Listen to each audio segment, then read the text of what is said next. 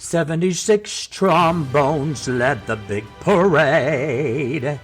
Well, I have 77 trombones leading Larry's orchestra. Why, you ask? Well, because we are overachievers. Just listen to them. They are incredible. Give them some love. They are now world famous. Yes, thank you. Thank you. Thank you. Give them some love. Thank you. Speaking of world famous, we have listeners from France, Italy, Germany, Japan, the Netherlands, Austria, United Kingdom, Norway, Canada, and of course, all of you here in the U.S. Thank you so much for following. It means so much to me. I just can't believe it. It's worldwide. Continue to find me on Instagram at Larry's Losers 22, Facebook, The Evolution of Larry, and on there, ask to join our private, exclusive Larry's Losers VIP group where our loser family is gathering and growing with lots of fun ways to connect on this health and wellness journey. We even have our own Zooms.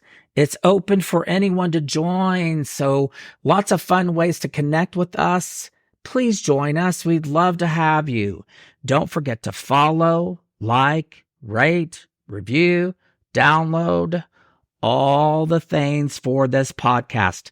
I've even provided a link to my Venmo for you to provide a gift if you're liking the work you are hearing. On Facebook, there's lots of other ways to donate too. I so appreciate all of you for being here with me on this discovery of Lair. Thank you so much. Okay, I heard you. Calm down and stop rioting. My God, I heard you. Last week, I left you with a lot of questions about my relationship with my mom and how I was raised differently than my brother and sister. You had questions? How do you think I felt? I really had never considered the death of my sister before me affecting my relationship with my mom. And I know you're thinking, well, dummy Larry, why would you not consider that?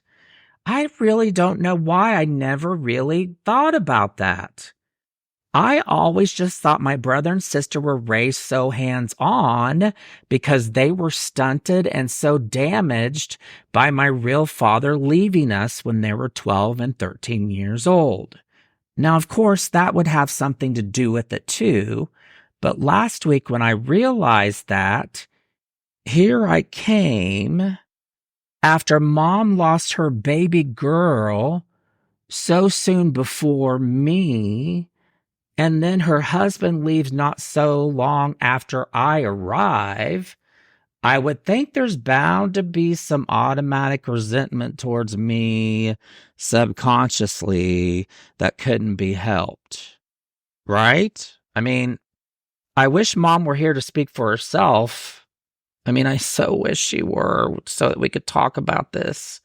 But I mean, now a lot of this makes sense to me, right? That just adds up. Last week, I was just in wow mode. She was very hands-on with my siblings, very involved with their lives, constantly bailing them out of trouble, constantly to the rescue. I was never in trouble. I was always excelling in school, doing extracurricular activities. I started playing musical instruments and singing. I couldn't run or play or doing any of those things because I had severe asthma. Strenuous exercise would bring on the asthma. Back then, everyone smoked. The house was always full of smoke. I was am a victim of secondhand smoke. God, that smell of smoke. Constantly waking up to stale ashtrays. Oh my God, so disgusting. It's horrible. Yuck. That was just how life was back then. So gross. Anywho, I couldn't do anything strenuous, so I turned to my other talents, and thank God I was full of them. So full of talent. I wanted to play piano in seventh grade. So mom and I went to an auction. It was so cool. And she bid on this beautiful upright piano and she won it. It's actually sitting right behind me. We won the piano, $800, and it was coming home with us. So now she said, kid, you wanted it. You're doing the rest. So find the piano teacher. I had to get myself to lessons. I had to practice every day. I had to do it all. This is what I meant when I said she was hands off. All through school, she always seemed not so impressed with my achievements. I don't want that to sound like she didn't love me, because that's not what I mean. I didn't ever feel like that. She just always expected me to be the greatest. And it was like she was always preoccupied with worry about all the other crap that the others were doing. And trust me, it was crap. She, she came to most performances of mine. When I said I wanted to go to Berklee College of Music, she never said no, which is so incredible to me if you actually knew where I come from and the whole dynamic. That's pretty incredible. Mom and dad never said no. They were never fazed by that. She said her famous, if there's a will, there's a way. Of course, I had to do all the applications and get all the recommendations and do all the auditions and set up the recordings and get the permissions and on and on and on. I had to do all the work. Comparably, my brother, who would have never obviously would have done any of this, but if he did, she would have done every step of that for him. That's just giving you an example. That's the difference between parenting. My sister would have had her husband do it for her.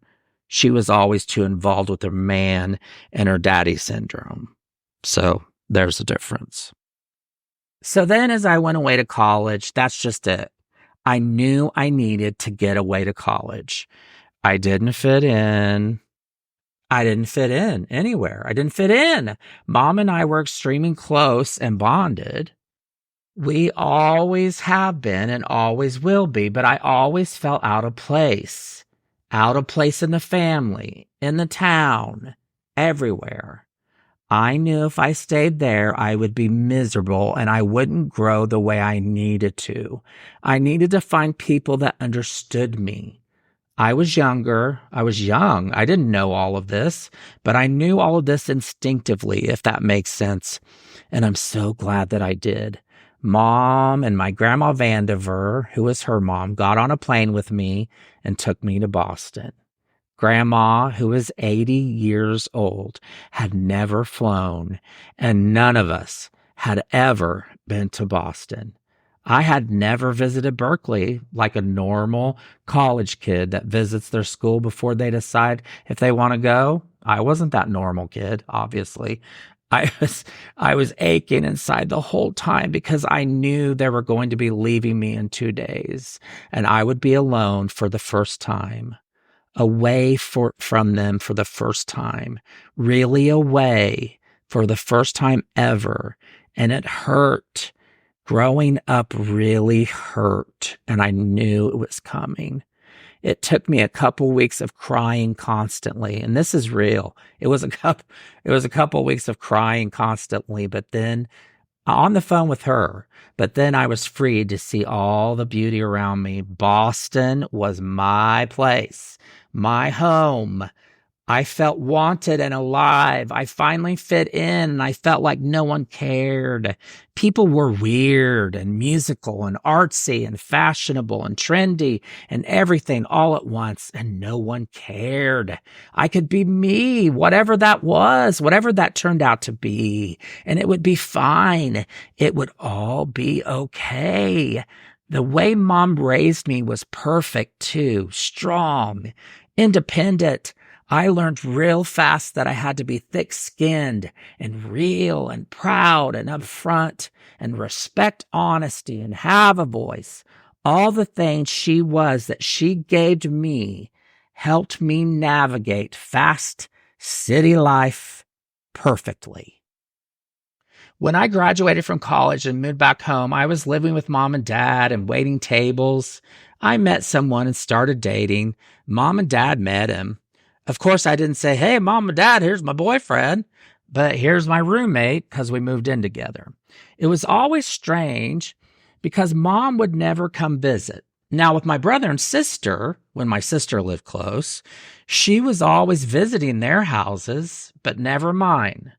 I would always resent holidays because all of my brother's stray girlfriends and their stray kids, mom would feel obligated to buy them gifts, and she would always worry about how much to spend on these strangers every holiday. And my life was always left out, which I know was my fault because I didn't say, hey, I have this person, but there was no effort to ask if I did either. It was just always ignored. Larry was always ignored. My life continued out working and excelling. I was traveling and opening retail stores across the country. And my brother and sister ended up back living with mom, drinking and drunk, after they both had their problems that mom needed to help solve. Horrible. I had a time between jobs. I ended up back there. My God, it was horrible. I ended up back there, all three of us grown. Well, of course, I eventually got a job and was driving back and forth until I got enough money to move. So I'd be working all day. I'd come home to them falling over drunk. This is real. I'd come home to them falling over drunk. I'd be so angry and so hurt for mom. But if I'd be sick one day and have to miss work, mom would be upset with me, mad at me because I couldn't work that day. But they could drink every day. She'd be upset with me for missing work if I was sick, but they could drink all day. It was just stuff like that that didn't make sense to me. But now I understand. I understand even more now. She always held me to a higher standard, and I appreciate that because where they are now is unfortunately their darkest of dark that they have created for themselves. Last week when I started talking about this, and I was trying to process this all as it was unfolding in real time, and I told you that my niece had sent me a quiz about attachment styles and how they are formed in your formative years, and it all goes hand in hand with this. My attachment style is avoidant. Now, I want you to listen to this. Listen to the definition and you tell me. Yeah, here it is. Avoidant, if I can say it. Avoidant attachment is characterized by having discomfort with emotional intimacy, a strong desire for independence, and difficulty wholly trusting others. In other words, the person avoids getting too close to someone else. Hello. Right? I'm here to tell you that mom and I couldn't have been closer. She created a strong, independent human that is filled with love and lots of emotions. I'm so thankful that her mothering style was completely different than my siblings. It sent me on a different path. It sent me away and brought me back. I was her boomerang that came back to care for her when those other two that are broken and miserable can't see past their own problems. I'm so grateful that she is my mother. What if you took time to think about your socialization in those formative years? How does it affect you now? Would that answer questions about your social health? Maybe about your health in general. This gave me peace of mind. It helped me learn a lot about me, and actually, it will help me uncover a lot more about me as I keep digging. And I hope that it can do the same for someone else.